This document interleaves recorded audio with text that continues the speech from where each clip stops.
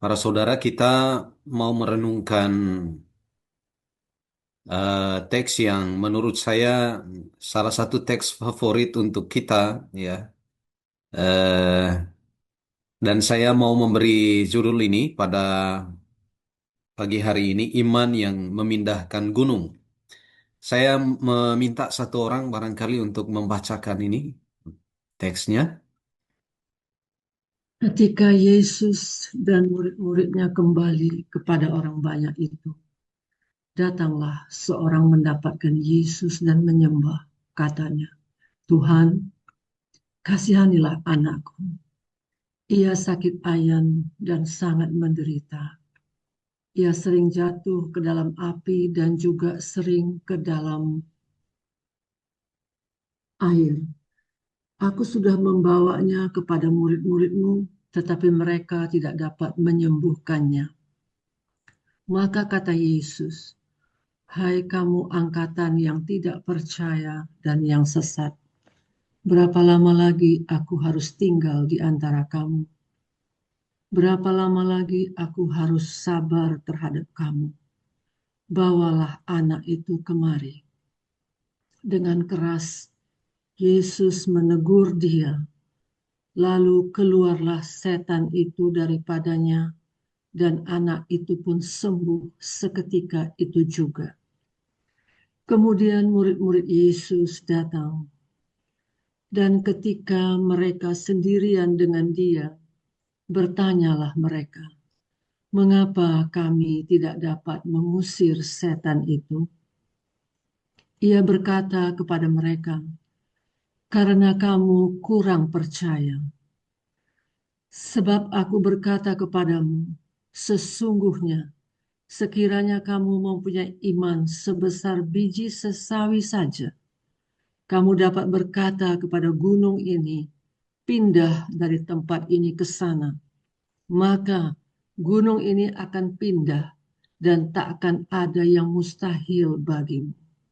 Demikian sabda Tuhan. Terpujilah Kristus.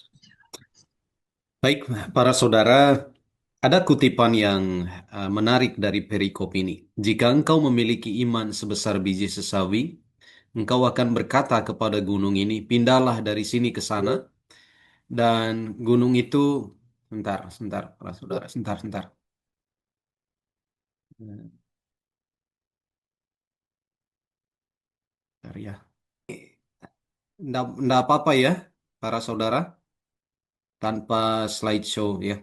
Baik, Apakah ini mungkin para saudara ya untuk memindahkan gunung atau tadi Yesus katakan iman sebesar biji sesawi ya. Kalau kita melihat semua perumpamaan yang disampaikan oleh Yesus itu sebenarnya kita mungkin berpikir adalah suatu hal yang mustahil bagi kita ya. Tapi disinilah letak keindahan pesan Yesus itu ya. Nah, fokusnya bukan pada iman kita terutama, tetapi pada esensi dari apa yang dia sampaikan. Ya, bahkan iman sejati yang sekecil apapun itu dapat memicu transformasi yang mendalam dalam hidup kita. Ya, iman yang sekecil apapun itu, asalkan ada gitu. Karena dia tidak melihat dari dari besarnya ya iman yang dimiliki oleh seseorang, tapi apakah iman itu ada? Iman itu ada saja itu sudah cukup ya bagi Yesus ya. Lalu apa itu iman sebenarnya? Iman itu lebih dari sekedar keyakinan. Nah, iman itu adalah kepercayaan pada sesuatu yang lebih besar dari diri kita sendiri. Ya, yakin bahwa ada suatu hal yang lebih besar, jauh lebih dahsyat daripada kemampuan dan kesanggupan saya. Ya, itu iman. Ya, dan iman adalah keyakinan yang tak tergoyangkan bahwa Allah dengan kuasanya yang tak terbatas dapat melakukan hal yang mustahil. Itu hanya orang beriman yang bisa memiliki itu, para saudara. Ya, karena orang-orang cenderung mengatakan apa bisa, bagaimana mungkin ini terjadi. Dan jika saudara tinggal dengan orang-orang yang demikian itu tentu setiap hari itu saudara akan mendengar pertanyaan-pertanyaan seperti ini. Atau Sesekali itu mungkin datang ketika kita mengalami persoalan yang berat dalam hidup kita. Pertanyaan di manakah Tuhan? Mampukah Tuhan melakukan ini bagi kita? Ya. Nah, iman bukanlah tentang kepastian atau memiliki semua jawaban. Itu iman. Di dalam iman itu terkandung juga keyakinan bahwa ya bisa saja itu tidak terjadi hari ini. Ya. Nah, dia bisa saja tidak terjadi hari ini, tetapi pada suatu ketika dengan caranya sendiri, ya, dalam bentuknya sendiri, Allah pasti akan menjawabnya. Itu iman, ya. Nah, jadi bukan bukan juga kepastian bahwa dia memiliki semua jawabannya. Kalau ditanya kepada kita, ya, orang-orang yang sudah beriman, tentu saja, ya, apakah ini bisa terjadi? Kita tidak bisa langsung mungkin mengatakan ya ini pasti terjadi. Ini keyakinan iman, ya. Tapi orang yang beriman dia katakan dengan bantuan Tuhan, ya, Allah pasti akan mengerjakannya. Tapi jangan tanya saya kapan Tuhan Allah akan menjawabnya atau dengan cara seperti apa Tuhan menjawabnya. Karena kadangkala ada orang yang menguji Tuhan dengan begitu mudahnya, ya. Saudara-saudara, tutup matamu sekarang, lihatlah apa yang akan terjadi pada saat ini. Tuhan akan menurunkan eh, berkatnya padamu saat ini, ya. Tapi kan orang orang kemudian menunggu tapi itu tidak terjadi. Itu bukan iman para saudara, ya. Nah, iman itu adalah tentang berserah diri kepada hal yang tidak kita ketahui. Menyerahkan kepada Allah apa yang kita tidak tahu ya kita serahkan, ya. Kalau menurut Bunda Teresa dari Kalkuta itu ya kita mengerjakan apa yang bisa kita kerjakan, tapi kita berdoa untuk apa yang tidak bisa kita selesaikan atau tidak bisa kita kerjakan. Itu iman. Iman menuntut kita untuk bekerja dengan kemampuan yang kita miliki, yang Tuhan berikan kepada kita, tapi juga iman yang sama yang menuntut kita untuk menyerahkan kepada Tuhan karena hanya Dia yang bisa menyelesaikan itu bagi kita. Ya. Nah, dia tentang berserah diri kepada hal yang tidak kita ketahui. Apa yang terjadi dengan kita besok? Kita tidak tahu.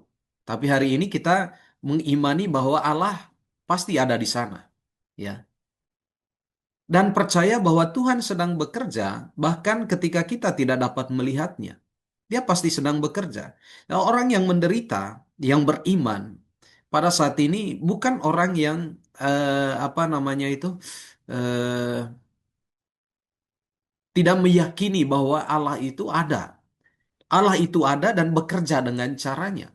Entah dengan kehadiran orang-orang atau melalui pengobatan yang dia dia lakukan dan lain sebagainya. Tapi dengan cara yang tidak diketahui. Hmm. Kadangkala ada yang mengalami apa luka dalam dirinya, dibawa ke sana kemari ke psikiater dan lain sebagainya itu tidak juga ya membantu. Lalu dicarikan pengobatan ini dan itu tidak juga membantu, ya.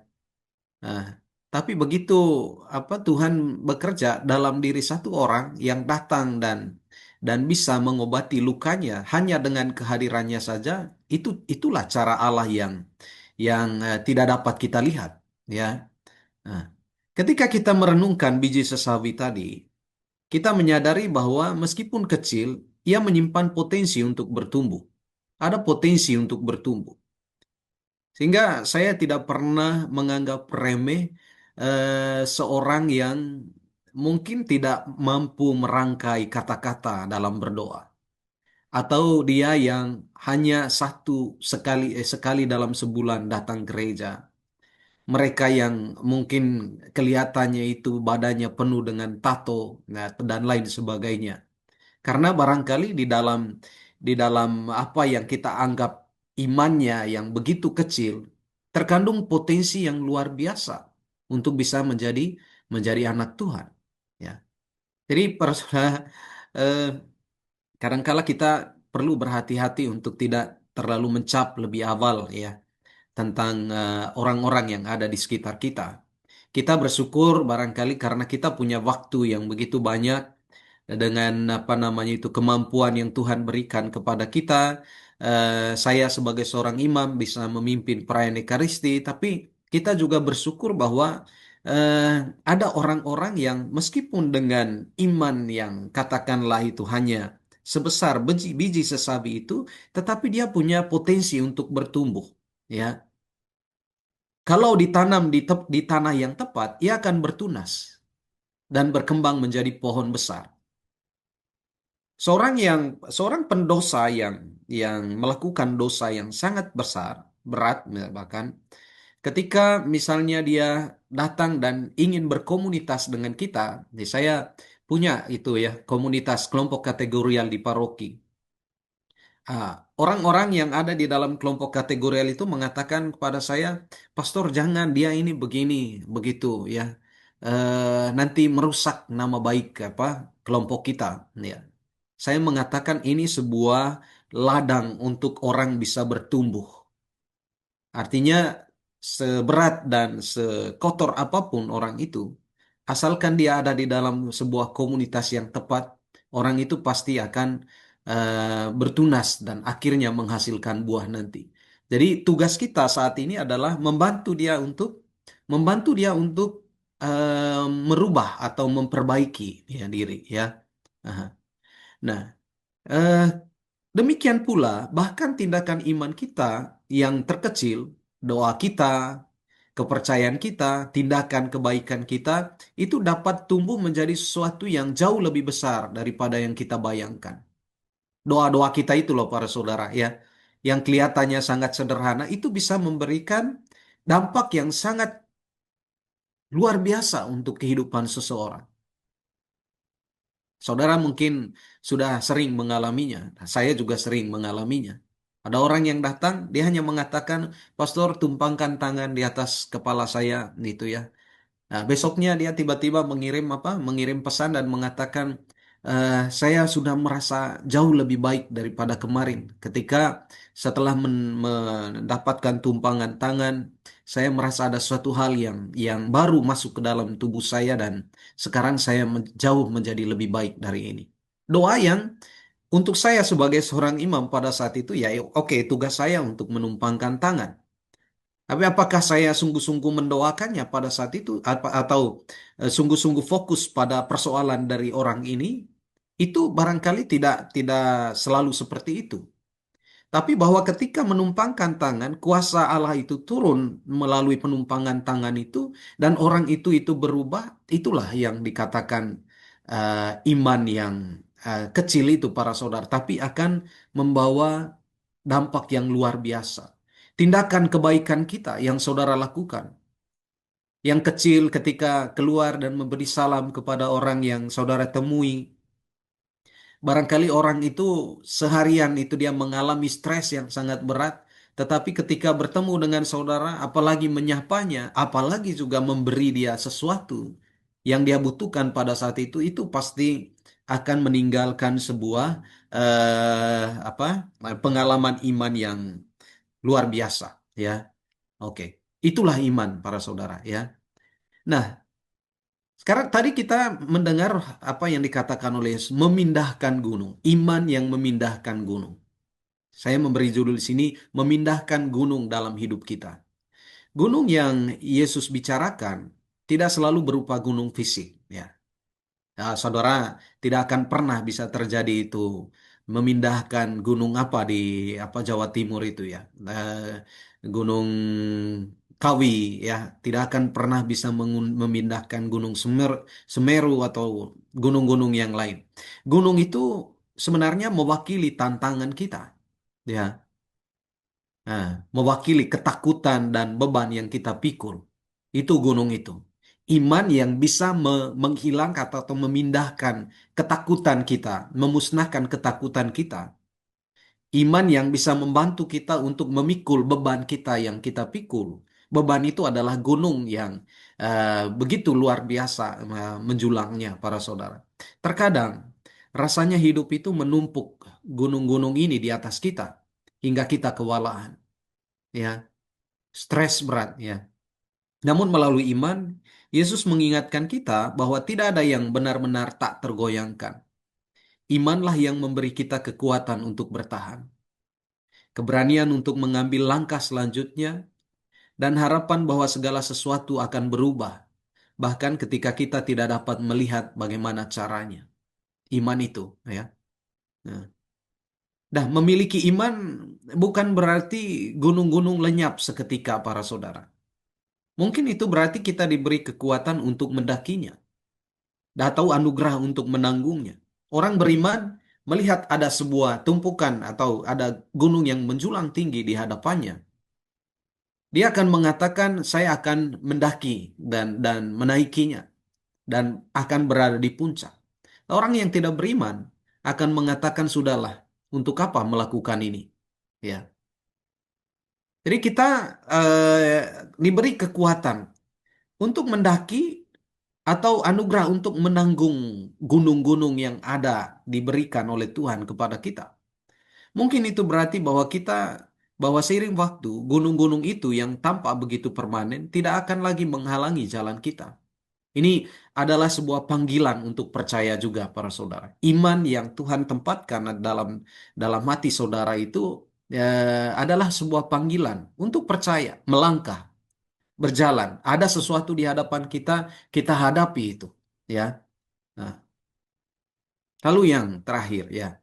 Perkataan Yesus bukan sekedar tantangan, melainkan sebuah janji. Ini bukan tantangan. Yesus tidak hanya menghadirkan gunung di hadapan kita dan mengatakan, rasakan sekarang, ya. Coba saya mau lihat kamu itu, ya. Tapi ketika dia mengatakan ada gunung di hadapanmu, kamu harus menaklukkan itu. Ada satu hal yang dia janjikan di atas puncaknya. Untuk orang-orang yang berani menaklukkan gunung itu. Gunung yang tadi yang kita sebut sebagai tantangan, kesulitan, dan persoalan, ya. Ketika kita menaruh kepercayaan sekecil apapun padanya, dia setia untuk menjawab, ya. Gunung keputusasaan, ketakutan, atau keraguan tak akan mampu ditaklukkan jika iman itu apa? Tidak hadir, ya. Ini bukan tentang memiliki iman yang sempurna atau tak tergoyangkan, ini tentang memiliki iman sekecil apapun. Karena saudara mau mencari iman yang sempurna, mungkin kita tidak akan pernah bisa memilikinya. Tapi iman sebesar biji sesawi itu sudah cukup membuat gunung itu bisa kita taklukkan. Dan percaya kepada Tuhan yang jauh lebih besar daripada pergumulan kita. Nah, di saat keraguan atau kesulitan, marilah kita mengingat biji sesawi. Meskipun kecil, ia memiliki kuasa untuk bertumbuh. Dan melalui Tuhan, bahkan gunung yang paling besar pun dapat dipindahkan. Tidak ada yang mustahil. Dan marilah kita berpegang teguh pada janji itu dan membiarkan iman kita betapapun kecilnya untuk membawa kita melewati tantangan hidup. Sebagaimana biji sesawi itu tumbuh menjadi suatu yang luar biasa, iman kita dengan pertolongan Tuhan akan memindahkan gunung. Ya, kita sadari dulu gunung-gunung apa yang saat ini kita ada di hadapan kita. Dengan iman sebesar biji sesawi pun yang kita miliki, mari kita berjalan. Ada tantangan di hadapan kita, tapi juga ada janji Tuhan bagi kita sekalian, untuk kita yang rela dan berani untuk menaklukkan gunung-gunung yang ada dalam keseharian kita. Demikian yang bisa saya sampaikan pada pagi ini. Saya kembalikan lagi ke Sonya. Terima kasih. Terima kasih Romo Cece, santapan pagi yang menguatkan iman kita. Iman sebesar biji sesawi yang dapat memindahkan gunung beban hidup kita. Terima kasih Romo.